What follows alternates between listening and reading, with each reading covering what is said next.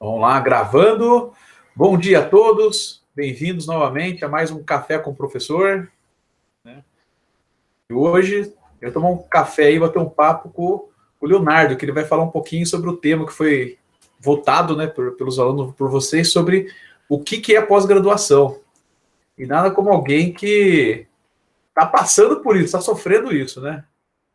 Então, professor Diego, obrigado por ter vindo Tá hoje de manhã. sofrendo isso, eu acho que é a melhor definição. Acho que é a Pelo menos melhor joga definição. real, né? Tá sofrendo disso, eu acho que é a melhor parte. Já assusta todo mundo, né? Tá sendo torturado pela... É tortura, mas gosta, não sei o que é bom. Eu tô rindo, mas é de desespero, né? Rindo de nervoso. Então, a ideia é a gente mais bater um papo mesmo, conversar. Então, quem veio aí participar ao vivo com a gente pode mandar pergunta aí, tá? A ideia é como o tema foi votado por vocês. Espero que vocês tenham algumas perguntas. Nós temos algumas perguntas, né? Então, vamos lá. Mas primeira coisa, bem, mas quem que é esse cara? Quem é o Leonardo? Leonardo, por favor, se apresente aí para a galera. Bom dia, pessoal. Eu sou Leonardo, né? Eu faço atualmente mestrado em Ciência da Computação, com foco na área de sistemas de informação, ali na Unesp de Rio Claro, né? Aqui do nosso lado. Eu sou formado em bacharel em Ciência da Computação também ali pela Unesp. E, bom, acho que minha trajetória com a computação, ela começa bem cedo, então desde moleque eu gostei muito de computador, eu fiz técnico em computação ainda em São Paulo, quando eu morava lá.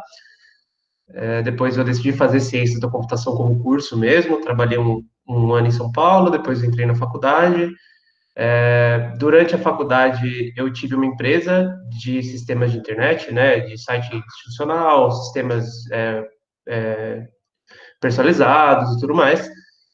E daí eu fui trabalhando, então eu sempre acabei dando mais foco para o trabalho, né, do que para a faculdade em si. A faculdade era só tipo um degrau ali que eu tinha que passar, né? E no final acabou invertendo tudo, né? Daí quando foi chegando no final do curso, eu fui dando mais valor à aplicação da computação em si, né? Do que só fazer sistemas de internet e tudo mais, né? Foi me interessando mais a ciência mais aplicada na computação. E daí eu acabei caindo aí para esse mundo do mestrado, e hoje eu estou fazendo mestrado aí. Acabo ano que vem, daí só Deus sabe, né? Se a gente vai continuar, se vai parar, se vai fazer doutorado, aí é o futuro. Legal, bacana. Isso é bom, legal, você contar a sua história, falar um pouquinho sobre você, né? Que eu acho que muitos dos nossos alunos vão se identificar nesse aspecto, porque muitos trabalham também, né? Então, a gente sabe a realidade de quem faz um curso e trabalha, às vezes dá mais ênfase no trabalho, às vezes inverte, então às vezes tem hora que a faculdade está mais interessante que o trabalho. Então é legal, né? Porque tem até esse mito, caramba, mas eu fiz a faculdade inteira trabalhando. Será que essa coisa de pós-graduação é para mim? Então é legal a gente conhecer a sua história, legal. E aí eu vou te fazer uma pergunta, né? Estou cumprimentando aí, né, a sua história, assim, como é que você ingressou no mestrado, né? Então, essa é engraçada, né?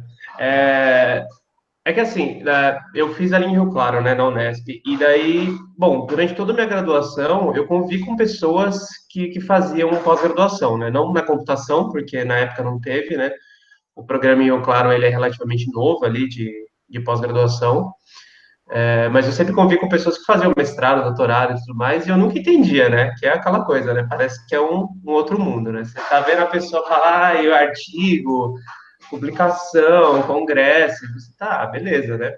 Sempre vivendo nesse mundo de trabalhar, de conviver com empresa e tudo mais. E daí, quando eu fui chegando mais no final, como eu falei, né, eu tava um pouco desiludido, assim, de terminar a faculdade e, tipo, ingressar de cabeça mesmo no mercado de trabalho. Tava um pouco meio em dúvida se era isso mesmo que eu queria. E daí tem um amigo meu que ele está, né, fazendo doutorado. Ele tinha acabado de ingressar no doutorado, ele tinha feito mestrado em Rio Claro, quando uma das primeiras turmas ali de mestrado. E daí eu fui trocar uma ideia com ele e falei assim, mas o que você acha, né? Como é que é esse mundo? Daí ele me incentivou muito e ele me deu a dica que eu deixo para os alunos aí, né? que é fazer uma matéria de aluno especial, né? Porque o programa de pós-graduação, a gente provavelmente vai entrar nesse assunto depois, mas já dando um spoiler aí, né? Tem as matérias, né? Todo semestre tem as matérias da pós-graduação e elas são abertas. Então, mesmo durante a graduação, você pode solicitar para fazer uma matéria de aluno especial. Ou você pode até solicitar para fazer uma matéria de ouvinte, que você não precisa nem se matricular fisicamente. Você pode conversar com o professor e pedir para ele deixar você assistir a disciplina. E a pós-graduação ela é bem receptiva, né? Então eu decidi fazer uma matéria, mas assim, eu fiz essa matéria mais assim, né? Vou chutar aqui, ver como é que é isso daí. E no final foi uma coisa que deu muito certo. Eu acabei fazendo a matéria com o professor que hoje é meu orientador, né? Eu gostei muito da disciplina dele, do que ele trabalhava e tudo mais, e tipo assim, meio que deu o clique, né?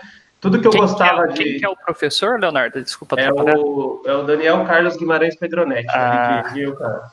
O Daniel, o Pedronetti é foda. Então, e assim, além dele ser muito bom, a área que ele estuda, né, que é aprendizado não supervisionado, performance de algoritmo, e toda essa parte, assim, meio que, tipo assim, que, sabe, na hora pareceu que encaixou, sabe, tipo assim, tudo que eu sempre gostei de fazer, porque durante a minha graduação, assim, eu fui aquela pessoa que penava muito nas matérias muito teóricas e ia muito bem nas matérias práticas, então eu pegava e tipo, quando eu tinha matéria de programação, eu ia, fazia tudo, passava rapidão, e quando tinha matéria que era muito teórica, eu ficava penando, tinha que estudar e tudo mais. E daí meio que encaixou as duas coisas, sabe? Tipo, eu sou obrigado a estudar, né, as coisas que eu estudo hoje, só que é uma coisa muito aplicada, então é muito gostoso, né? Quando você aprende, você vê funcionando, dá um gás. E daí depois, quando eu estava terminando essa disciplina com ele, né, é um semestre a disciplina, daí eu comecei a conversar com ele, ele tinha uma vaga de, tanto para se orientando, quanto uma vaga de bolsa disponível, e daí eu falei, não, beleza, eu vou parar tudo aqui e vou cair de cabeça na pós-graduação. E tem dado certo, assim, o primeiro ano foi muito bom, o segundo ano tá devagar, né, mas o mundo tá devagar, então a gente não pode também, a gente tem que tentar não se cobrar, mas tá indo bem até agora. Eu vi que alguém mandou uma dúvida ali para mim, eu posso responder já? Você tá. Quiser responder agora, quiser deixar pro fim, fica seriado. Fica à vontade, meu querido. Tá. Essa é legal, assim, porque encaixa bem nisso. Na verdade, eu nunca tive dúvida quanto à necessidade de fazer um mestrado, tá? Eu acho que, assim, quando eu estava no fim da graduação, logo antes de entrar no mestrado, eu fiz algumas entrevistas de emprego em empresas maiores, tá? Eu sempre acabei trabalhando em empresas menores, porque eu acabava até fazendo. Eu fiz o diurno, né? A graduação.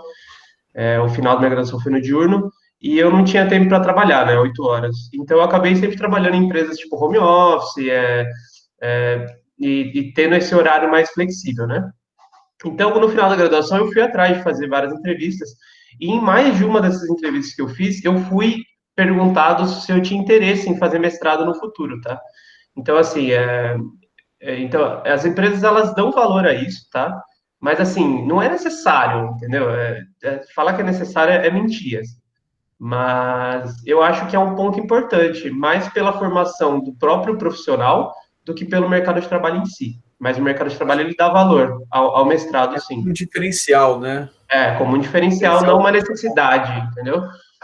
Hoje, a nossa área de programação, de computação em geral, ela é autossustentável, digamos assim, com a sua graduação, né? A sua graduação ela te coloca no mercado de trabalho, ela pode te colocar num cargo até que bom, se você já tem uma experiência, e o próprio aprendizado da sua experiência de trabalho e alguns cursos que você vai fazendo por fora já podem te levar para frente, né? Mas o mestrado ele é um diferencial, sim.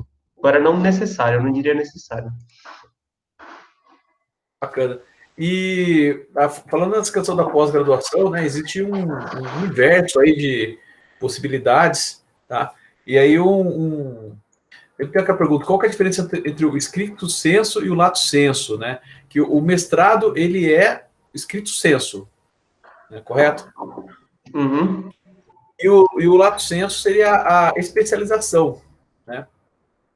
Aí, no caso, é o que, por exemplo, hoje tem na Uniararas, na FHO, alguns cursos de pós-graduação, mas que são lato sensu, são especializações, né? E aí o mestrado já é uma outra área que seria o foco, seria a pesquisa. Sim. E aí eu queria fazer link com uma pergunta seguinte, ó, o que é um projeto de pesquisa? O que você fala do seu projeto também, né? O que é? Como é que você caiu nessa aí, né? E isso também é uma outra coisa que, particularmente, eu não sabia. Antes de entrar no mestrado, eu fui aprendendo, né? É o famoso on the go, né? Você vai, cai lá e aprende.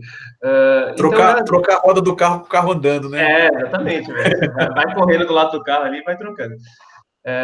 Assim, o projeto de pesquisa é uma coisa que na universidade, eu não sei como funciona aí na Uniararas, né, mas geralmente na universidade pública você tem as iniciações científicas que geralmente, você já vai produzindo, né, um projeto de pesquisa a partir da iniciação científica e já tem pessoas que começam a iniciação científica no segundo ano da faculdade, levam a faculdade inteira fazendo pesquisa, tá? O projeto de pesquisa, qual que é a ideia do projeto de pesquisa? É você pegar um ponto do conhecimento computacional, seja das disciplinas que você faz ou da experiência da área que seu professor pesquisa, e você pega aquele ponto e você ataca ele, né? Você tenta descobrir novas coisas sobre ele. Ou você faz uma aplicação de uma técnica, por exemplo, você está estudando conjunto de grafos, a teoria dos grafos. Então, você pode pegar a teoria dos grafos e você pode aplicar ela para ter alguma informação sobre alguma coisa. Então, você tem um dado, por exemplo, eu posso pegar os dados da cidade de Araras, e daí, usando a teoria dos grafos, eu vou tentar explicar alguma coisa sobre esses dados, eu vou tentar descobrir alguma coisa sobre esses dados e tudo mais. Ou você pode pesquisar novas implementações. Então, por exemplo, eu vou pegar essa teoria dos grafos e eu vou aplicar para resolver um problema, por exemplo, aqui de agrupamento, clusterização. Então, eu vou pegar essa teoria e eu vou tentar aplicar ela de uma maneira que ainda não foi aplicada e tentar ter um resultado pelo menos relevante, né? Porque tudo também que você pesquisa, você tem isso. Se o seu resultado está sendo bom, está sendo ruim, é teste de hipótese, né? Que é a base da ciência, como a gente conhece. Então, o que acontece é que quando você ingressa tanto na iniciação científica desde o começo, geralmente você tem um objetivo, né? E daí você tem um prazo. Então, por exemplo, o mestrado aí são 2 anos, né? Podendo estender até 2 anos e meio. E você tem que apresentar algo no final desse período, né? Então você começa com uma proposta. Então, tipo, qual vai ser a minha proposta? Eu vou tentar fazer isso, né? Então eu vou tentar pegar essa técnica, eu vou tentar aplicar para fazer isso. E daí você tem 2 anos para evoluir essa técnica, obter resultados e tudo o que acontece no meio do caminho, né? Que você pode acabar descobrindo que logo no começo não é bom, daí você troca, você vai modelando para tentar chegar no resultado. O meu projeto de pesquisa em específico, eu trabalho com métodos de agrupamento, né? Então, isso é o famoso clustering, que é um aprendizado não supervisionado, que chama, né? Então, o aprendizado não supervisionado é quando você pega um conjunto de dados, então você tem vários dados aí que são representados por valores numéricos. Então, por exemplo, digamos que você tenha um conjunto aí de alunos da FHO. Então, você vai ter a altura dessas pessoas, a idade dessas pessoas e o sexo dessas pessoas. Com esses 3 dados, você não tem mais nenhuma informação e você não sabe quem são essas pessoas. E você aplica o método de agrupamento para separar essas pessoas em grupos que são similares. Então, você espera aí que você, sei lá, se você olhar, por exemplo, a altura das pessoas, você começa a agrupar elas por alturas parecidas. Então, você tem as pessoas que têm perto de 1,80, 1,60 e tudo mais. Por idade, você pega as pessoas que são mais velhas, as pessoas que são mais novas e tudo mais. E eu estudo isso. E a minha pesquisa em si é a aplicação de teoria dos grafos para aplicar métodos de agrupamento, né? Então, eu não sei se eu divaguei muito da pergunta, Não, foi mas... legal, foi bacana. Mas a ideia é essa de bater um papo mesmo, né? Mas a ideia é essa. Quando você tem um projeto de pesquisa, você tem uma proposta, né? Então, você tem uma proposta inicial, tipo, olha, geralmente, muitas vezes vem do próprio professor que orienta, tá? Porque eles têm mais conhecimento também. Ou você pode acabar tendo uma ideia e propor para algum professor. Mas você tem uma ideia e você fala assim, eu vou testar isso, né? E daí começa o seu projeto de pesquisa. E durante esse processo de testar, erro, acerto, evolução, você vai desenvolvendo um trabalho, né? E geralmente esse trabalho ele vai ter um resultado. E daí esse resultado você vai escrever um relatório, geralmente, quando você tem alguma bolsa, você tem um programa, você escreve um relatório para dizer o que você fez, quais foram os resultados, você pode fazer publicação, você pode mandar para congresso, e daí vai, né? Certo. O Diego, o professor Diego, também foi aluno em Rio Claro, né? Diego, quiser falar um pouquinho do seu projeto de pesquisa, como é que foi? Sim, eu fui aluno de mestrado do professor Fabrício Breve, né? Grande Fabrício, né? Eu fiz com ele meu mestrado. Eu era aluno da Uniararas, né? No caso, em sistemas de informação, eu era aluno do Orlando, né, Orlando? Hoje ele é professor, O Orlando é mais velho aqui, né? Então, eu era aluno de sistemas. E na época eu comecei a fazer iniciação científica na Unesp, estudando na Uniararas, comecei a fazer iniciação científica na Unesp em bioinformática, né, com o pessoal aí do SEIS, do Centro de Estudos de Ciências Sociais, né, então eu comecei minha iniciação científica em bioinformática, aí depois, né, conhecendo o pessoal aí dentro da Unesp, a gente conversou com o professor Fabrício e eu fiz o meu mestrado com ele, né, e ele trabalha com algoritmos semi-supervisionados, né, baseados em grafos. Ele até tem um algoritmo lá das formigas que ele propôs, né, Então, aí eu fui trabalhar com ele e meu mestrado, meu projeto era uma comparação desses algoritmos, né, na bioinformática, porque a gente tem diversos algoritmos de aprendizado de máquina, né, e cada um, sempre quando você faz um novo algoritmo e propõe esse algoritmo, você vai testar ele numa determinada área, né, e mostrar que ele é bom naquela área em alguns casos. E isso não é necessariamente, ele não vai ser bom necessariamente em todas as áreas, né, para todos os domínios de conhecimento. Então a nossa ideia foi juntar o pessoal lá da bioinformática, né, do SEIS, com o pessoal da computação, e a gente fez um teste dos algoritmos semi-supervisionados aplicados na bioinformática, em problemas da bioinformática. Inclusive, a gente tinha alguns estudos lá que eles faziam com o DNA das formigas, né? Então, eles tinham lá a saída de um programa, e a gente usou essa saída para criar um novo dataset diferente do que já estava publicado, né, na internet, do que já tinha. Então, a gente comparou 4 algoritmos, acredito que foram 4 ou 5 algoritmos, hoje eu não me lembro de cabeça, né, já foi um tempo, aí eu já não me lembro, em problemas da bioinformática, e inclusive nesse novo dataset, que era um problema real que a gente tinha lá no SEIS, né, no Centro de Estudos de Ciências Sociais. E a gente fez uma comparação, então eu não desenvolvi um novo algoritmo, eu acho que isso resume bem assim como é a vida tanto na pós-graduação quanto na área acadêmica em si.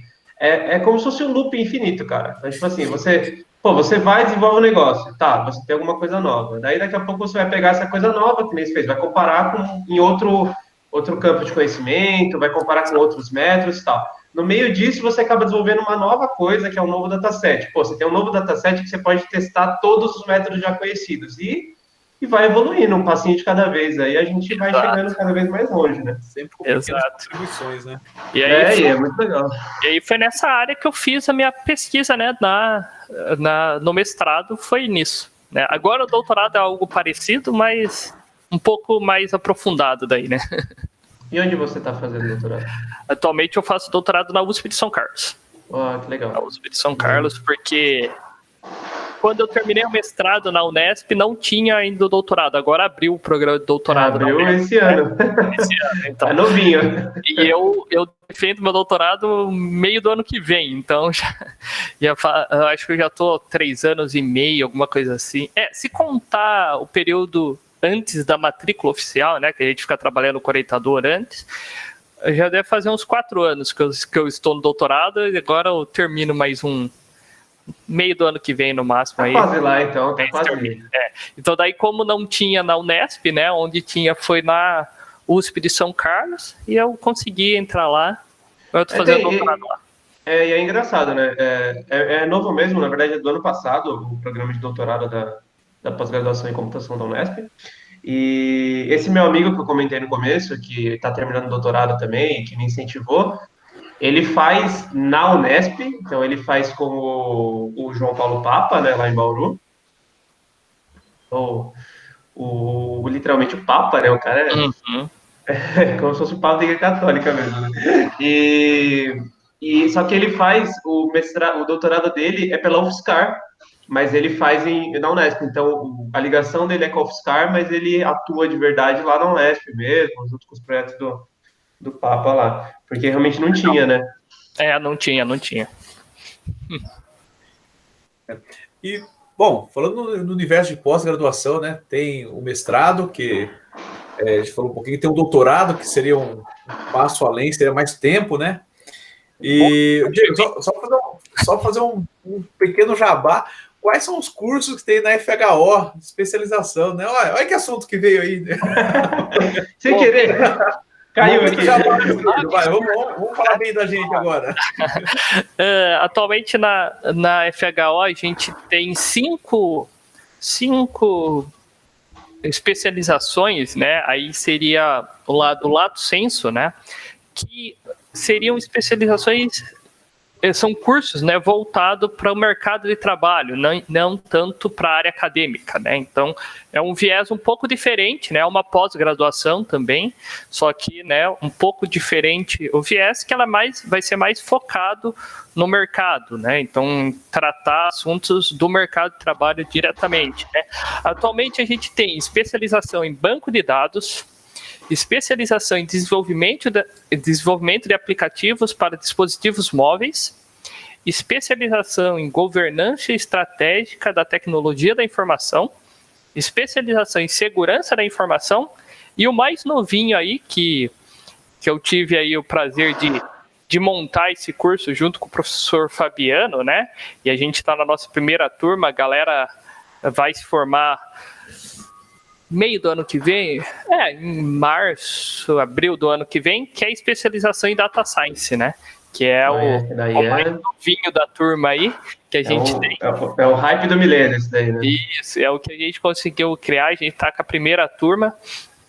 É interessante ver que todos esses cursos de especialização da FHO, né, para ex-alunos que fizeram a graduação na FHO, tem desconto, né, da mensalidade, e todos eles têm um primeiro momento do curso que é o núcleo comum, né, que são algumas disciplinas que são iguais para todas. E o que isso torna interessante? Porque se você fez uma especialização, vamos supor aí em Data Science, e depois você quer fazer a especialização em segurança da informação também, né, esse primeiro momento você consegue matar, né? Você fez uma vez e várias especializações você consegue já pular para a segunda etapa, né? Então a gente tem diversos alunos que não param só na primeira especialização, né? Que é isso que é interessante falar, porque quando a gente vê no estrito sensu, né, o cara sai da graduação, ele vai fazer um mestrado, ele pode fazer mais de um mestrado, mas geralmente o cara faz um único mestrado, né? E vai depois para o doutorado, né? E pode fazer mais de um doutorado, né? Se o cara for maluco. Isso é muito raro. Se o cara for maluco o suficiente, ele pode fazer mais de um, né? Mas geralmente você faz um mestrado e um doutorado, né? Agora a especialização, o lato sensu, o pessoal acaba fazendo vários cursos, né? Porque você pode, estou trabalhando com data science, né? Eu vou ser especialista em data science, mas você pode aplicar data science para segurança da informação. E daí você pode também fazer uma especialização em segurança da informação. Então você vai sempre, né, aumentando o seu leque de conhecimento. Inclusive você pode fazer e juntar os dois, né? Você pode fazer um mestrado e você pode também fazer outras pós-graduações para complementar o seu conhecimento, né? Atualizar o conhecimento, complementar, com ter um certeza. outro foco, né? Como a gente falou, o estrito sensu é mais voltado para a área acadêmica, então você pode também fazer o lato sensu, que você vai também para o lado mais da empresa, então você consegue aí ir montando o seu currículo, né? Fazendo diversos cursos diferentes. Isso é muito interessante. Eu tenho a opinião que, assim, hoje em dia, em nenhuma área do conhecimento você consegue evoluir somente com a graduação, né? Acho que em nenhum curso. Você acaba precisando estudar alguma coisa por fora, ou fazer alguma pós-graduação e tudo mais. Mas acho que na computação em específico é muito importante, porque evolui muito rápido, né? Então, as coisas que eu estudei no começo da universidade, tipo, hoje já várias não são nem utilizadas mais, então já tem muita coisa, né? Então, que nem vocês mesmos falaram aí de criação de aplicativo, né? Tipo, isso é um mundo completamente novo que tem aí alguns anos, né? E tem muita coisa para você aprender, né? Então, assim, é muito importante mesmo sempre continuar estudando, né? Porque na nossa área, na computação, né, a gente, embora não seja uma profissão regulamentada, então você não precisa ter o certificado, né, ser graduado em ciência da computação, o sistema de informação para você atuar como programador, como banco de dados, alguma coisa. Querendo ou não, cara, você chega numa entrevista de emprego. Como que o cara vai te avaliar nessa entrevista de emprego, né? Se você tem um papel, você tem o diploma, já é um primeiro indício de que, esse cara estudou durante um tempo a computação, tá? Então, eu costumo dizer que o diploma, ele não mantém as portas abertas, mas ele ajuda a abrir a porta, né? Então, as primeiras, né? Tem que mostrar o conhecimento. E isso também, a especialização, o mestrado, vão ser todos... porque o cara pega lá um monte de currículo na mão. Cara, esse já é o primeiro filtro que ele consegue fazer, porque ele já vai acertar um pouco mais. Pode ter um cara muito bom que nunca fez graduação e é muito bom na computação? Tem. Eu, inclusive, conheço alguns, né? A gente até, na minha época de graduação, convidou uns caras lá da Yahoo para dar uma palestra lá na Uneraras, e o cara nunca tinha feito graduação, nada, e trabalhava no Yahoo. Trabalhava bem. É cara bom. Mas é difícil, né? Como que o empregador, cara, pensa você como empregador, você tem que selecionar. O cara não tem nada, você pega o currículo, o cara não tem nada falando da computação, nada que comprove ali no currículo. Se você tem uma pilha de currículo, cara, a chance de você tirar aquele cara, nem conversar com ele primeiro, é muito grande, né? Então, acho que você tendo os diplomas, você tendo essa parte, é uma coisa que vai já, pelo menos, mostrar pro cara, o cara começou a estudar. Lógico que isso não garante seu emprego, porque ele vai te dar uma prova e você tem que mostrar que sabe também.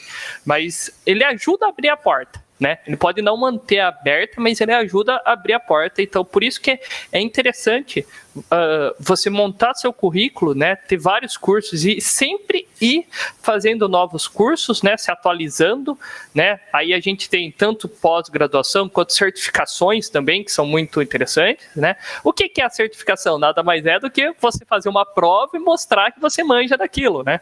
É o que você acaba fazendo numa especialização. Você vai ter que passar por diversas provas, né? No mestrado, você tem que defender o seu projeto, né? Então, você está passando por várias áreas do conhecimento, né? E mostrando que você sabe. Então, acho que isso é muito interessante os nossos alunos terem em mente, porque às vezes a gente tem muito aquele estereótipo, né? Bill Gates não terminou a faculdade, Mark Zuckerberg não terminou a faculdade. Cara, mas existem mesmo que não fizeram faculdade. Mas sempre assim, mas você não é o Bill Gates, você não é o Mark Zuckerberg. É 1 em 1 milhão, né? Então, existem as pessoas que não fizeram, mas é muito mais difícil. A época deles era diferente, sim, os caras estavam num país diferente, que para você ter uma ideia e ter fazer uma empresa é totalmente diferente do que você fazia no Brasil. Então, são um monte de coisas que a gente não pode ficar tanto mirando. Então, acho que é interessante, sim, que façam, né, graduação, especializações. E uma coisa que o Leonardo comentou, né, que nem meu pai fala muito disso, né? Meu pai fala que na época dele ele nem imaginava, nem sabia o que era uma graduação, né? Então, meu pai, na época, ele fez ensino técnico, que já é já era meu pai tem 60 anos, já era um diferencial naquela época dele, porque muitos não terminavam nem o ensino fundamental, né? O cara ia ter ensino fundamental, médio e técnico, né? Aí, depois de um tempo, a pessoa que fazia graduação já era o diferencial. Cara, o cara tem uma faculdade, né? Quantos da família foram os primeiros a fazer faculdade, né, Orlando? O cara foi o primeiro a fazer a faculdade. Então era o diferencial. Hoje em dia, cara, a graduação já não é mais o diferencial. A graduação é só o primeiro passo, você tem que ter outra coisa para ser o diferencial. A graduação já não é mais, é o básico, né? É o que se espera que o cara tenha a graduação, daí o diferencial que vem depois, né, Leonardo? Acho que é isso que você comentou um pouco antes também, né? A graduação, hoje em dia, a gente está num cenário que é muito facilitado, né? Então você tem aí tantas universidades públicas, né, que tem bastante universidade pública, tem vários meios de acesso e tudo mais, quanto você tem muitas faculdades particulares que são boas, né? Então, tipo assim, você não tem mais aquele negócio de, a graduação tem que ser uma faculdade pública. Não, você tem muitas faculdades particulares que são muito boas, tem muito conteúdo. Eu lembro, inclusive, a primeira vez que eu entrei na Uniararas, e eu fui na biblioteca da Uniararas, e eu fui ver os livros de computação, né, e daí, tipo, vocês aí na própria biblioteca, vocês têm livros muito, tipo, atuais, com tecnologias novas e tudo mais, porque na Unesp não tem, na Unesp não tem esses livros, né, tão atualizados e tudo mais. Então, é muito legal isso, né? Então, as portas, elas estão abertas hoje, só que, ao mesmo tempo, elas aumentam o nível, né? Aumentam a barra aí de nivelamento. Então, você ter a graduação hoje é um tanto quanto essencial, né? Como você mesmo disse, tipo assim, é lógico que tem exemplos de pessoas que não têm graduação. Eu tenho um bom amigo um grande amigo meu de São Paulo, que fez técnico comigo, que até hoje ele não tem graduação, e ele trabalha, ele é um cara muito bom, eu gosto muito dele, ele é muito, muito bom na computação, só que ele não tem. Só que são poucas pessoas que conseguem fazer isso, né? E como está facilitado é muito importante, e não só a graduação, mas como você continuar evoluindo, né? E o que eu acho muito importante quando você faz uma graduação, você faz um curso, digamos assim, tradicional, né? Aquele curso mais fundamentado, porque ele vai te dar a base, né? Ele vai não perder, mas ele vai investir aquele tempo e te ensinar o básico, sabe?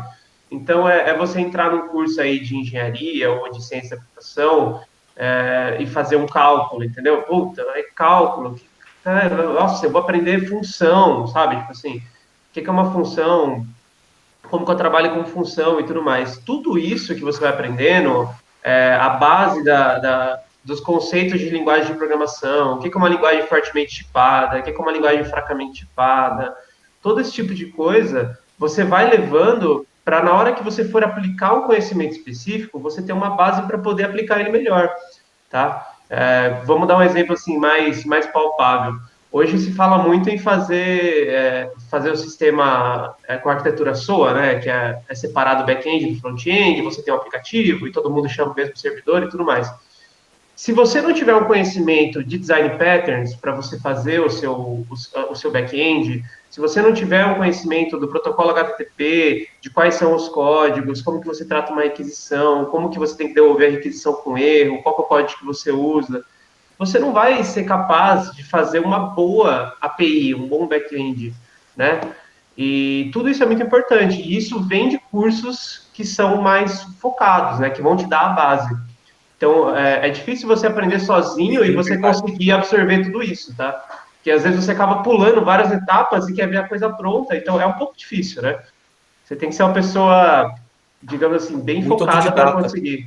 Muito autodidata para você conseguir aprender o que é importante. Tem um comentário da Bruna que sintetiza bem isso, que a faculdade da base mostra que você precisa estudar, né? Além disso, além disso, na faculdade tem, por exemplo, algo que é muito legal, né, que a gente vivendo nesse mundo aí, que são a verdadeira rede social, de conhecer pessoas, de estar com pessoas, né? Todos os que estão aqui hoje, nós nos conhecemos, seja por causa da Unesp, seja por causa da Uniararas. Então, você acaba tendo contato com pessoas que estão num patamar elevado de conhecimento, tão bom quanto o seu, se não melhor, e aí você consegue fazer trocas de conhecimento com essas pessoas tão boas quanto você, ou melhor, né? E aí, a questão de você se posicionar, né? O que eu quero para minha carreira? Como é que eu vou conduzir o meu currículo, né? Mais para o mercado, talvez seja fazer uma especialização, ou mais de uma. Mais para pesquisa e ensino, talvez fazer, ou mesclar, por exemplo, em algum momento você faz o mestrado e o doutorado e faz uma especialização. Então, não, ou você pode fazer especialização e depois falar, não, agora eu quero mudar minha carreira, né? É como você direciona a sua carreira, o seu currículo, que eu acho que é bem interessante essa preocupação, né, em entender as diferenças, o que é a pós-graduação, seja no nível que for, né? Entrando nesse ponto aí, acho que é uma coisa que eu até esqueci de falar, né, quando a gente falou sobre o que era a pós-graduação. Acho que essa é a principal diferença. Quando você faz uma graduação, você vai aprender sobre tudo, né? Então, você tem um conjunto de informações que você vai ter, e a graduação ela vai te ensinar ali o básico, o médio até o avançado, mas assim, de tudo, né? Então, você vai aprender matemática, você aprende programação, você aprende análise de sistemas, para você fazer modelagem de sistemas, você aprende banco de dados e todos esses tipos de coisa. E quando você passa a pós-graduação, você deixa de estudar o abrangente e você estuda o específico, né? Então, você vai achar uma área por exemplo, você vai fazer um mestrado, você vai fazer mestrado em uma área, né? E geralmente é a área do seu orientador, né? Então, assim, até o primeiro ponto é isso. Para quem estiver assistindo aí e tiver interesse em fazer a pós-graduação, a minha primeira dica é veja, né, onde você tem disponível para você fazer a pós-graduação e veja os professores que estão lá, né? Todos os professores têm aí, né, o currículo Lattes, que até perguntaram no chat aí, a gente vai falar sobre ele, mas todo mundo tem esse currículo, né, que é uma plataforma brasileira para padronizar a divulgação, né, dos currículos acadêmicos e tudo mais, e você consegue ver o que ele pesquisa, sabe? Então você vê, tipo assim, poxa, mas eu tenho muito interesse em mexer com inteligência artificial, né? Mexer com data science. Pô, procura um professor que trabalha com isso, né? Trabalha com esse tipo de aprendizado supervisionado, não supervisionado e tudo mais. Ah, mas eu tenho muito interesse em, tipo, por exemplo, design, eu gosto muito de fazer front-end, né, de sistemas web, aplicativo e tudo mais. Tem áreas de pesquisas que estudam isso, né, que é o UI UX, né, que estudam, tipo, como que você mostra os elementos e tudo mais, e tem professores que são especialistas nisso. Então, você consegue procurar aquilo que você realmente quer aprender, aquilo que você gosta, né, o que, na minha opinião, também é um passo para que você possa aplicar melhor o conhecimento, trabalhar melhor e aprender melhor, né, e você tem que ir atrás desse professor e dessa área para você conseguir fazer o seu mestrado. Que é a mesma coisa de fazer uma pós-graduação, né? Que você escolhe o curso que te mais interessa, né? Que você acha que mais vai ter efeito positivo na sua carreira. E daí você foca nisso, né? Então, essa é a grande diferença, né? E assim, fica muito mais interessante, né? Porque você está dando todo o seu foco para ver uma coisa, né? Para estudar um tema. Então, você consegue aprofundar muito nesse tema, né? Certo, bacana. Falando em currículo Lattes, eu não vou perguntar se o currículo Mordes, não, porque seria uma piada muito infame. Às vezes morde. Mas alguém deve ter pensado, com certeza. Eu vou compartilhar minha tela só para mostrar para o pessoal a questão do currículo Lattes, né, o que é. Acho que seria interessante, gente, porque para nós que o fizemos ou que estamos fazendo, né, uma pós-graduação, seria trivial, mas acho que seria interessante compartilhar. Então, tem aqui a plataforma Lattes, né? Então, tem aqui, ó, buscar currículo. Aí você coloca ali Opa! Minha tela está aparecendo? Tá. Aí você põe o nome da pessoa. Aí você põe o nome da pessoa aqui, né? Por exemplo, o Orlando Saraiva. Então, buscar. Você pode colocar o nome do mundo. É tipo um LinkedIn acadêmico. Olha que definição horrível, né? Ah lá, Orlando Saraiva, sou eu. Né? Então, peraí, quem que é o Orlando? O que ele se declarou? Aí vou mostrar um pouquinho sobre minha foto e tal. E aí você pode pesquisar, né? E vai mostrar tudo que eventualmente fez, deixou de fazer no mundo que é focado no mundo acadêmico. Então tem aqui, por exemplo, mestrado, especialização, graduação, né, cursos complementares. Então todas as informações, atuação profissional. Então tem uma série de informações que você pode colocar no seu currículo Lattes, né, sobre você, né, sobre a sua carreira, né. Então, assim como as empresas valorizam o LinkedIn, né? Na Eu verdade, acabei assim, de... se você for fazer uma comparação, dá para fazer uma comparação direta entre o Lattes e o LinkedIn, tá? Porque é a mesma coisa, no LinkedIn lá, você sempre vê, né? Você entra no LinkedIn, todo mundo posta as coisas que faz, o projeto que fez, eu fiz esse projeto na minha empresa aqui, deu resultado, foi super legal e tudo mais. E no Lattes é a mesma coisa, né? Só que daí você acaba postando as coisas que são mais formais, né? Então você coloca todos os seus certificados. Então, por exemplo, eu participei de um congresso, então você ganha um certificado. Então você coloca lá, participei do congresso, tal ano, onde foi, não sei o que lá. Eu apresentei um trabalho, eu fui no congresso e apresentei o meu trabalho lá. Então você ganha o certificado de apresentação, então você coloca que você apresentou o trabalho, uma publicação, né, seus cursos que você fez, né, tanto cursos graduação, mestrado, doutorado, pós-graduação, até cursos extras que você faz e tem certificado, você coloca lá. E daí você vai criando isso, né? É uma construção constante aí, né? O portfólio, né? É. Fazendo um link com o que você falou, eu estou com uma pergunta aqui que é bem interessante, né? O que é isso aí? Você falou de publicação, participar de congresso, né? Conta pra gente aí, como é que funciona isso? Isso daí é uma das partes, né, mais nervosas que tem. E como? Bom, primeiro assim, quando você faz um mestrado, um dos requerimentos para você poder defender o mestrado, assim, os programas de pós-graduação, eles têm muitas particularidades, tá? Então, assim, cada um tem as suas próprias regras e tudo mais, mas geralmente eles pedem que você tenha pelo menos submetido alguma publicação antes de você defender o mestrado. E daí, quais são as suas opções de submeter publicações, né? Você tem as revistas, né, que são as revistas científicas que publicam os artigos, e você tem os congressos, né? Então, qual que é a ideia? O congresso, eu acredito que os alunos da FHO devem ser familiarizados com o conceito de congresso, porque tem o congresso da FHO, né? Eu sei que ele existe aí, e a ideia é essa mesmo, é uma união é um evento que é uma união em torno da ciência, né? Então você tem congressos com temas específicos, geralmente, né? E daí, então, por exemplo, você tem um congresso que é da área de visão computacional, então só vai mexer, tipo assim, com tratamento de imagem, esse tipo de coisa. Você tem um outro congresso é, que pode tratar, por exemplo, que nem teve o PULDI aí, que teve, foi essa semana, inclusive foi online, que trata sobre definições de linguagens de programação, né, que fala como as linguagens estão evoluindo, novas linguagens e tudo mais.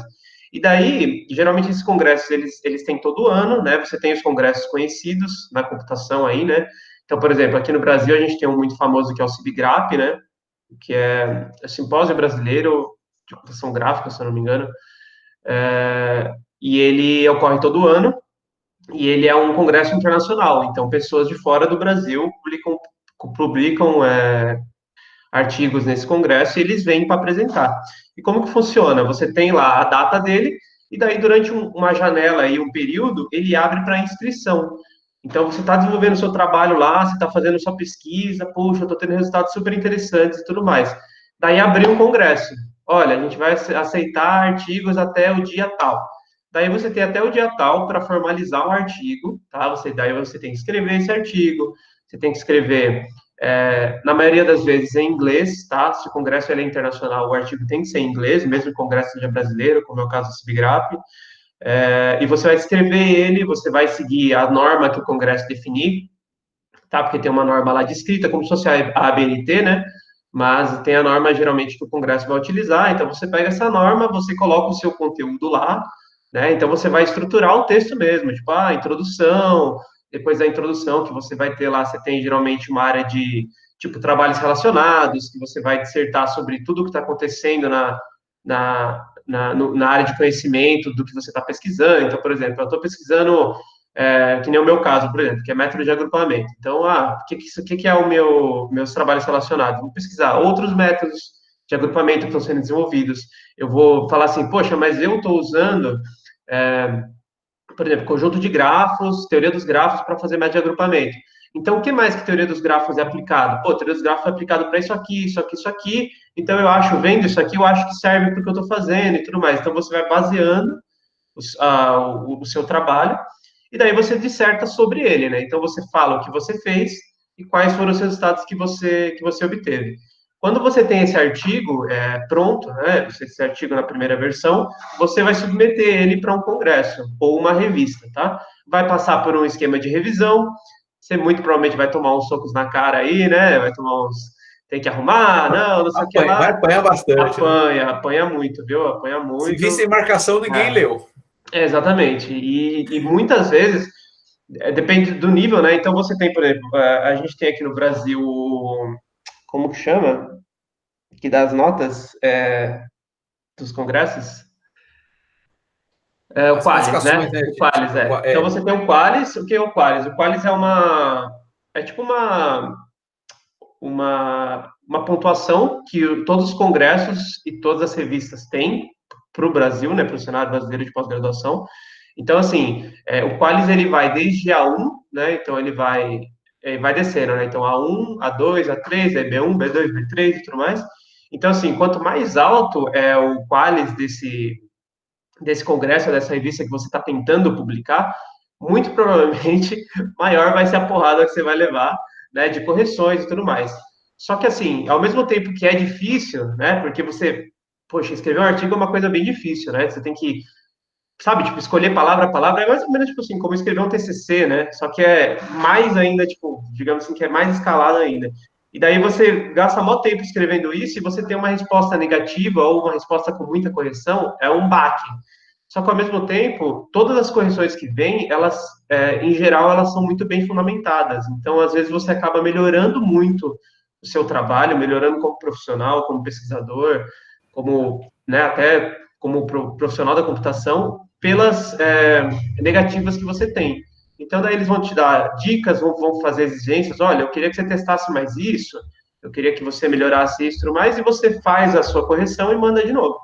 Caso você seja aceito, né? No caso da revista, se você for aceito, você já publica e sai na revista lá e beleza.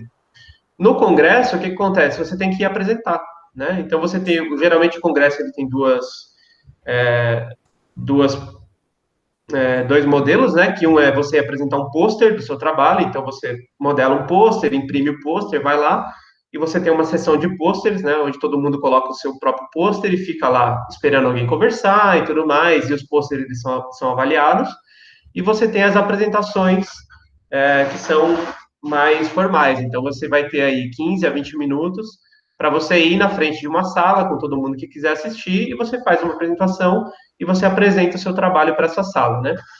Daí, esses congressos, geralmente, eles têm palestras, né, durante o congresso. Então, você tem as keynotes, que são as palestras principais, você tem os trabalhos que vão apresentando lá, você tem premiação para os melhores trabalhos e tudo mais. E é assim, é uma experiência única, né? Eu tive aí esse ano, inclusive logo antes aí da gente parar, eu fui para Malta, né, na Europa, apresentar um artigo que eu publiquei no VISAP, né, que é um congresso sobre visão computacional. Então, eu fiz o meu trabalho durante o ano passado, daí no começo desse ano a gente submeteu, então, ó, eu fiz o meu trabalho, durante o ano passado eu fiz a minha pesquisa e tive meus resultados no meu método de agrupamento. A gente aplicou ele para resolver um problema de reconhecimento de anomalia em câmeras de vídeo. Então, por exemplo, se você está passando, você tem um fundo, né, da câmera de vídeo ali, digamos que tem um corredor. E daí, quando passa uma pessoa nesse corredor, usando o método de agrupamento para analisar a imagem, né, uma extração de detalhes dessa imagem, a gente consegue agrupar essas imagens em imagens que só contêm o fundo e imagens que contêm o fundo e alguma coisa na frente. Essas imagens são anomalias. Então, a gente usou isso para fazer um trabalho, a gente implementou esse trabalho, tal, fizemos a pesquisa, fizemos os testes, escrevemos um artigo. E enviamos para o CIBGRAP de 2019. Daí foi negado. Então, foi negado, veio com um monte de correção. Daí, diversas correções muito boas, a gente trabalhou em cima delas, tudo mais. Daí, fizemos uma nova versão do artigo, mais aprimorada, com mais testes, melhor escrita, e mandamos para o VISAP, foi aceito. Daí, quando teve o evento agora em Malta, foi no final de fevereiro o evento, eu fui para lá para fazer uma apresentação presencial de 15 minutos, tal, em inglês, para frente do pessoal. E assim, é uma experiência que para mim mudou assim, sabe? Mudou da água para o vinho. Então, tipo, você tá lá você está numa conferência, tá? Não precisa ser internacional, não é isso que eu estou dizendo, mas você está num congresso, né? Você está em contato com outras pessoas que trabalham na mesma área, todo mundo apresentando trabalhos, é um trabalho mais impressionante que o outro, sabe? Pessoas que conseguem resultados muito bons, pessoas que têm ideias muito diferentes. Você vai assistir uma coisa e fala assim, meu, eu nunca pensei em usar essa técnica para fazer isso que ele fez, sabe? Assim, é uma coisa assim que é muito legal, Estar entre os engrandece muito. melhores, né? É É. uma coisa que estar entre os melhores. É muito legal. E daí funciona dessa maneira. Então, toda vez que você publica, né, daí o seu artigo ele é publicado online, né? Então, tipo assim, geralmente conferências têm as publicações abertas, tá? Algumas não são, mas a maioria é. Então, você tem, daí esse artigo ele fica aberto para quem quiser ler, né? E daí ele também pode ser citado, né? Que é o que a gente que fala assim, né? Que é o ponto principal aí, né? Você escreve um artigo e depois ele pode ser citado por outros artigos, né? E daí, quanto mais citações você tem, quer dizer que melhor seu trabalho está sendo aprimorado, ele está sendo reconhecido como base para outros trabalhos. Isso é muito interessante. Bacana. É isso que a gente fala para o pessoal do TCC, né? Que falou, ó, gente, referencia trabalhos, livros, artigos, por quê? É uma ideia nova. Então, assim, essa troca, acho que se você descrevendo a experiência de um congresso, traduz bem isso. Então, por exemplo, se você se inspirar no trabalho do Leonardo para falar sobre alguma coisa, fala, pô, cita ele, fala, segundo ele, falou isso, né? Exatamente. Então, essa que é a construção coletiva, que as pequenas contribuições que vão tendo na ciência, né? E Então, é o TCC assim, não é perseguição do professor, tem que citar, não, é isso, né? e é até um certo tipo de elogio, sabe? Você pegar o trabalho de alguém e falar, poxa, ó, baseado nesse trabalho aqui, eu vi que isso aqui é legal e eu estou fazendo uma outra coisa em cima, é um elogio à pessoa, sabe? Ao grupo, né, que fez o artigo. Raramente artigo, né, e trabalhos assim são escritos por uma pessoa só, geralmente você tem vários autores, né? Mas é um elogio à pessoa, é muito legal você mostrar que realmente o trabalho dela foi legal e que ajudou você a evoluir, né? E é interessante a gente mostrar também, né, Orlando, que às vezes a gente está na banca dos TCCs aí dos nossos alunos e a gente sempre faz considerações, né? A gente sempre aponta erros, aponta melhorias, né? E às vezes os alunos acham que é perseguição, né? O professor está sendo chato, o cara tá na banca, o cara coloca um monte de problema, o cara fica pegando no pé e não é a parte, não é pessoal isso, né, galera? Eu acho que o que o Leonardo falou, né? Como a ciência funciona? Você vai submeter para alguém e essas pessoas vão fazer as correções, vão fazer os apontamentos, vão ajudar você a melhorar. E aí cabe você a não desanimar, pegar esses apontamentos, né, e trazer e melhorar a sua pesquisa e se aprofundar no assunto, escrever melhor, mudar os seus experimentos e trazer. É assim que funciona, não é o fato, o professor está sendo chato de ficar apontando erro no meu trabalho, de ficar questionando o que eu estou fazendo. Não, a ciência funciona dessa maneira, né, e não só no TCC. Qualquer artigo que você for submeter é assim, né? O Leonardo apontou. A pós-graduação, né? Acho que diz bem isso, né?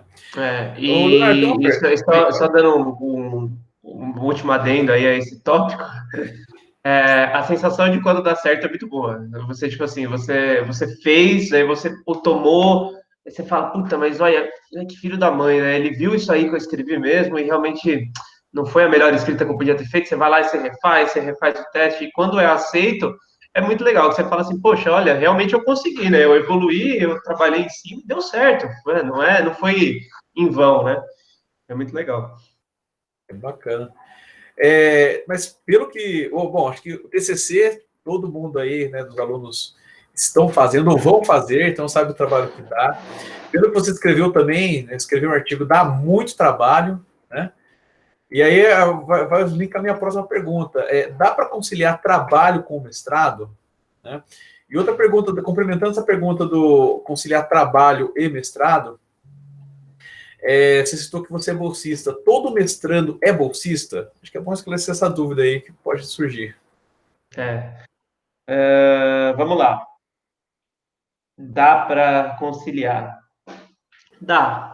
Mas é assim, é uma coisa difícil, né? E, sobre todo mestrando ser bolsista, não. Não, todo mestrando não é bolsista, e inclusive não tem muita bolsa, né? Mas como é que funciona? Bom, vou começar falando das bolsas, né? Que daí é até mais fácil para levar para frente. Daí. Você tem algumas instituições de pesquisa do Brasil, né? Então, por exemplo, você tem a CAPES e você tem como chama? FAPESP? A FAPESP, isso, olha, estava querendo lembrar da FAPESP. Então, você tem a CAPES e a FAPESP, que são as mais conhecidas, e elas vão te dar as bolsas, né? Elas têm uma cota de bolsas, então, depende do quão bom é o programa, e vai ter a cota de bolsa, padrão e tal. Principalmente na nossa situação atual de governo, né? Que a educação não tem ganhado aí muito recurso já faz uns bons anos, né? Não tem muita bolsa, tá? É um pouco difícil, assim, você tem que buscar, ver se tem alguma bolsa disponível e tudo mais. No caso da FAPESP, você tem que comprovar até questão de nota, tal, eles têm um limiar de corte aí e tudo mais. Então, não é todo bolsista que tem bolsa, mas você tem algumas universidades que têm projetos com iniciativa privada, como é o caso da minha bolsa. Então, a minha bolsa, ela é em consórcio com a Petrobras, então, eu faço mais ou menos que isso, né? Então, eu pesquiso, eu tenho a minha pesquisa, e ao mesmo tempo eu trabalho em um projeto de desenvolvimento da Unesp com a Petrobras. Então, assim, dá para conciliar? Dá, só que assim, você vai ter que fazer escolhas. Uma pessoa que ela tem uma bolsa e ela está 100% dedicada a fazer pesquisa, normalmente ela vai conseguir chegar mais longe, digamos assim, ela vai ter mais tempo, ela vai ter um foco exclusivo em evoluir a pesquisa dela, do que uma pessoa que trabalha. Mas dá sim, principalmente no mestrado, né? Que no mestrado, geralmente, é como se fosse a sua entrada no mundo acadêmico, né? Então, diferente de um projeto de doutorado, que você vai ter 4 anos e você vai ter que fazer um trabalho mais complexo, você vai ser esperado um resultado mais relevante. O trabalho de mestrado, você consegue fazer uma aplicação, e é uma coisa que é um pouco mais leve, e você consegue equiparar isso com um trabalho. Tá? Então, é possível, sim, fazer trabalhando o mestrado. Infelizmente, não é todo mundo que tem bolsa, mas também é possível ter bolsa. Então, você tem que ver bem, só que, assim, nunca conte com isso, né? Mas dá para ir atrás e ver se tem bolsa disponível, ver se tem algum projeto disponível. Aí, no meu caso, por exemplo, quando eu estava para entrar, eu conversei com o Daniel, falei, ó, eu não tenho possibilidade de parar de trabalhar, mas se rolasse alguma bolsa, alguma coisa, eu largaria o trabalho e me focaria na pesquisa e tudo mais, e daí acabou dando certo, tinha uma vaga sobrando no projeto Unesp, eles conseguiram me encaixar, então eu tive bastante sorte. Mas, assim, dá para fazer trabalhando também. Sim, bacana. Excelente a sua contribuição falando sobre esse ponto, né? Porque, como eu falei inicialmente, muitos dos nossos alunos, né, que vão ser ex-alunos, vão se formar, eles trabalham, né? Então fica assim, será que é para mim? Não dá, embora que seja difícil. É possível sim, né? Eu fiz o mestrado dando aula na Uniarara, foi um negócio assim, bem corrido.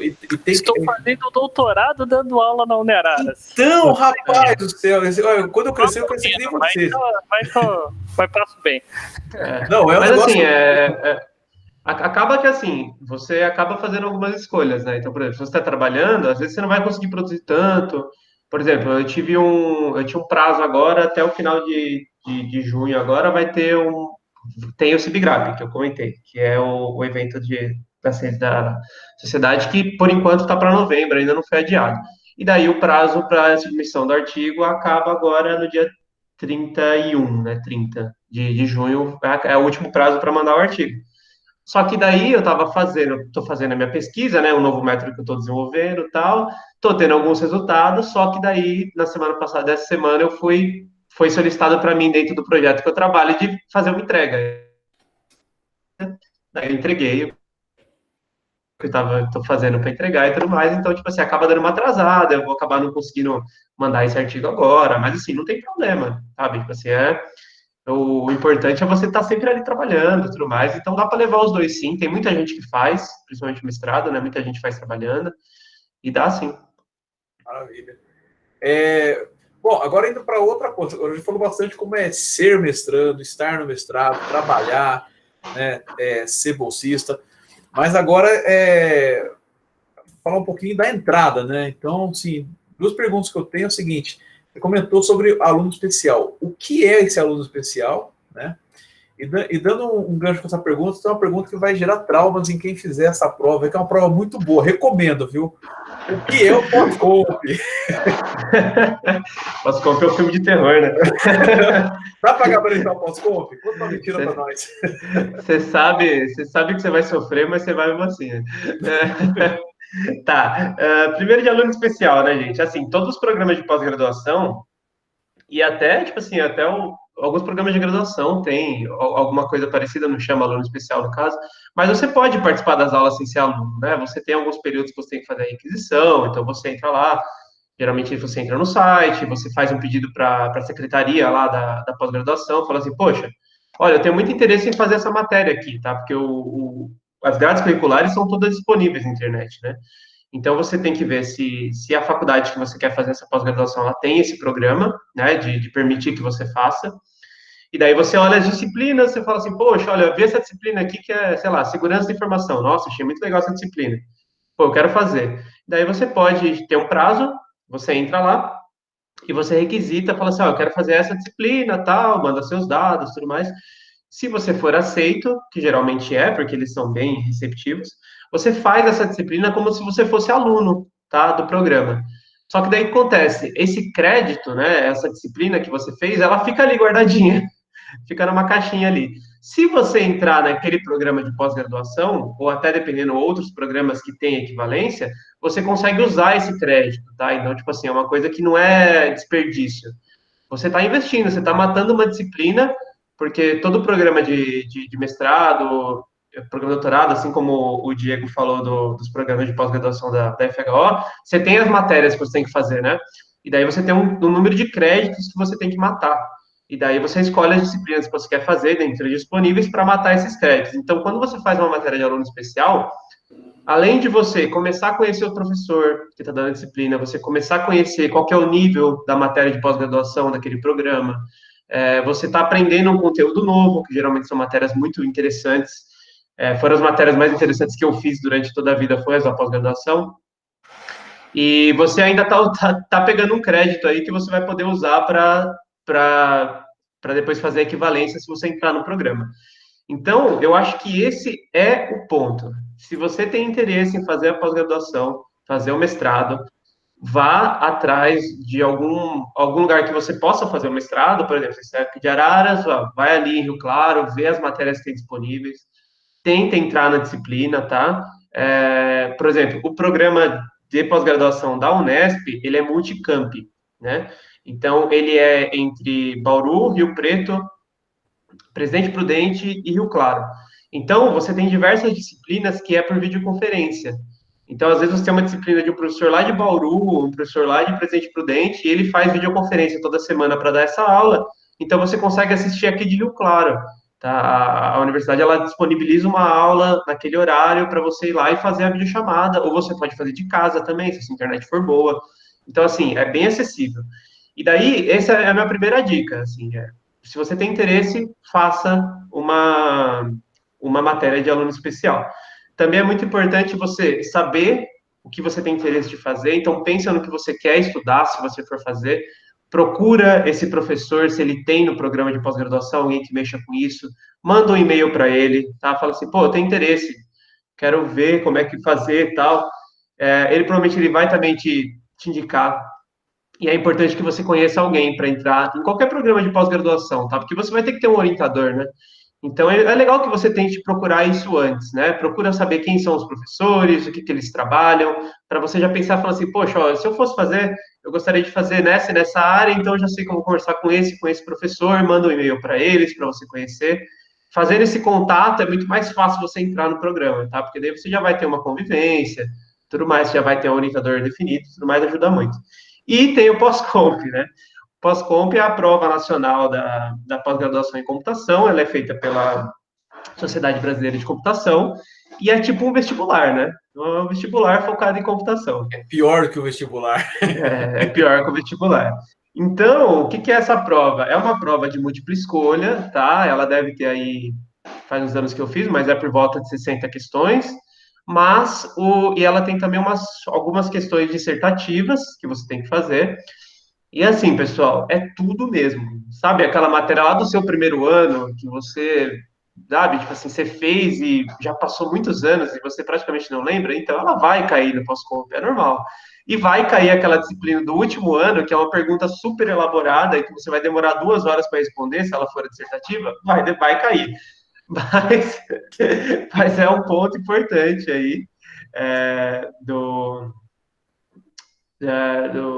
Ingresso do pós-comp, né? Do pós-comp. E assim, ele é utilizado para todos os programas de pós-graduação, tá? Então, assim, alguns usam mais, outros usam menos, mas todos vão olhar a nota do pós-comp. Então, é importante que você tire.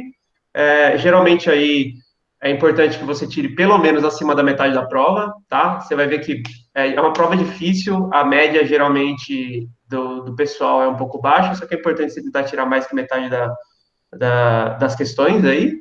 E assim, só que ela é um ponto, tá? Então, assim, ela assusta, mas ela não acaba com a chance, não. É bacana, são vários os pontos que você falou que é interessante, né? O pós-comp é difícil, mas faça. A questão de fazer como aluno especial, até porque é um contato que você vai ter durante 2 anos. Se o orientador tem empatia com você e com a sua rotina, né? Por exemplo, e se você tem empatia com o teu orientador, que é alguém que você vai trabalhar intensamente por pelo menos 2 anos ali, né? E entender a realidade, né? Porque, por exemplo, você comentou que chegou no Pedronet do Daniel e falou, olha, eu quero, mas eu trabalho. Então, assim, ele vai sentindo a sua necessidade e para viabilizar algumas coisas, né? Quando eu fui fazer mestrado, eu cheguei para o meu orientador e falei, olha, eu trabalho, eu não vou largar o meu trabalho por causa de mestrado. Topa assim mesmo? Então, assim, esse contato é muito importante, você entender o que você quer para a sua carreira inicialmente, né?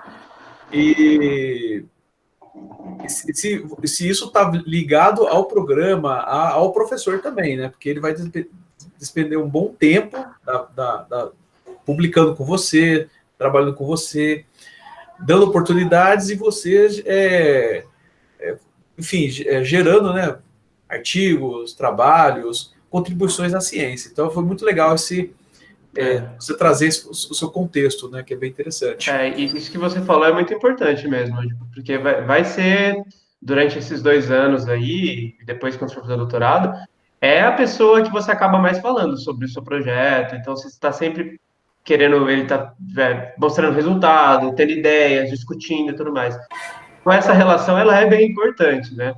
E, assim, como eu falei no começo lá, eu acabei tendo muita sorte, porque eu fiz a disciplina, eu conheci o Daniel da graduação, né? Mas eu não conhecia ele, né, mais assim, especificamente. E daí eu acabei dando sorte de fazer a disciplina, eu fiz só uma disciplina e escolhi a disciplina dele, gostei da disciplina, a relação foi tranquila entre nós, deu certo, ele aceitou ser meu orientador. Então eu dei muita sorte, assim. Por isso que eu falo, se você tem vontade de fazer, dedica um tempo aí a buscar quem são os professores e tal, porque vale a pena. Maravilha. Pessoal, perguntas? Agora foi lendo aí durante o chat, mas se tem outras perguntas sobre pós-graduação, sobre mestrado, doutorado, fique à vontade aí.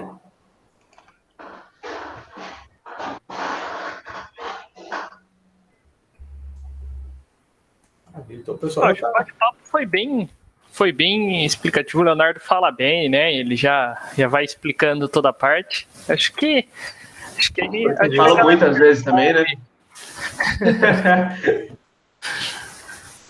Maravilha. Então, Leonardo, primeiro eu queria te agradecer por você, a disponibilidade de vir participar, tomar um café com a gente, conversar conosco aí. Tá? E eu queria saber o seguinte, para encerrar, o seguinte, que conselho você daria a você mesmo no início de carreira? Né? Você está no início de carreira, está começando, mas se você no primeiro ano de faculdade chegou lá, o que você falaria para você? Olha, faz diferente, então que conselho você daria para você mesmo no início de carreira? Ou falaria, volta que deu merda. Vai fazer outro curso, sai dessa área.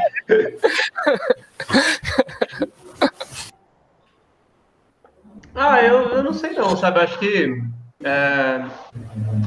eu diria, eu teria dado um pouco mais de valor à graduação. Passar a moto.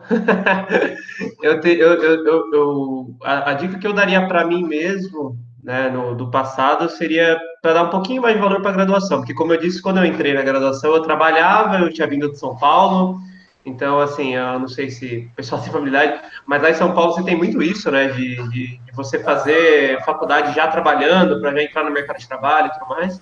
Então eu vim meio que com essa cabeça e eu acabei tipo fazendo as disciplinas só para passar, então tipo, assim, eu não dei aquele valor assim bem dado, né? E daí hoje, tipo assim, hoje eu já corri atrás, né, do que eu tinha que correr e tudo mais, mas assim, eu poderia ter feito desde o começo focado, que eu acho que eu teria aproveitado mais.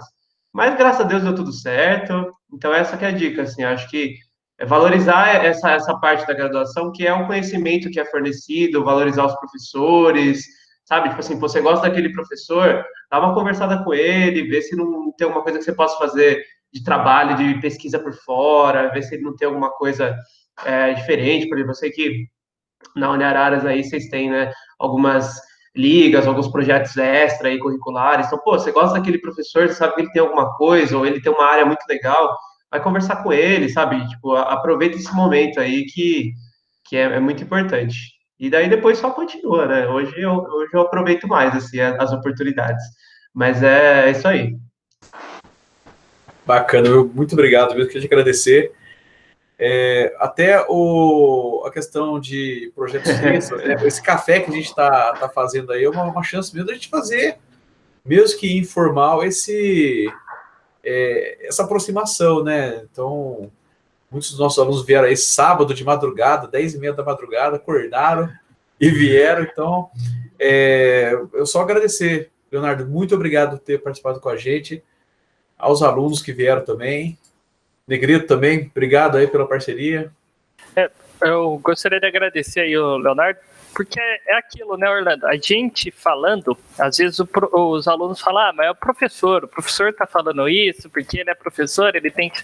É bom que venha, né, pessoas que estão fazendo, que não seja a gente falando, né, e a gente vê que casa muito com o que a gente fala no dia a dia. Então daí o aluno, ele fala, beleza, então mais um cara de fora falando, não é só o Diego, só o Orlando, né? Que é que nem minha avó falava, né? Santo de casa não faz milagre, né? Então, Verdade. Falando, às vezes os alunos vai, não, mas cara, é porque ele é professor, ele tem que puxar a sardinha, né? É bom que tenha um cara de fora que venha e mostre, né? Que mostre para os alunos que não, cara, é esse o caminho mesmo, é difícil, mas dá certo, o cara consegue fazer. É bacana a gente ter esse tipo de relato aí. Agradeço muito o Leonardo por ter participado aí, né? E essa parceria nossa aí, Orlando, né? Sim. Tentando plantar uma sementinha aí, né? E vendo, quem sabe a gente possa colher vários alunos aí de pós-graduação, né? Isso, com certeza, muito gratificante. Muito legal, pessoal. Eu queria agradecer também o convite, tá? Foi muito divertido. Estava um pouco nervoso no começo, mas foi bem legal. Obrigado pelo convite aí. Queria deixar também aí o convite aberto para os alunos que estão assistindo aí. Se vocês quiserem meu contato, vocês peçam aí para Orlando, ele tem meus contatos. Se quiser fazer lá em Rio Claro, quiser alguma dúvida, quiser perguntar sobre os professores, as disciplinas, manda mensagem aí para mim, a gente conversa. Eu acho que é muito legal. E a pós-graduação é muito legal, cara. É muito legal porque você vai aprendendo, e quando chega na pós-graduação você faz coisas realmente aplicadas, né? E isso é divertidíssimo. É a parte que eu mais gosto da computação, é fazer isso aí, é fazer essas coisas mais conceituais, aplicadas aí, bastante algoritmo e coisa do tipo. Então é bem divertido. Mas fica a porta, fica o convite aí para todo mundo. Aparecer por Rio Claro lá quando acabar esse coronavírus aí do mal. A gente, a gente recebe lá. Qualquer coisa é só mandar. Obrigado pelo convite aí, pessoal. Valeu, obrigadão, gente. Vai ter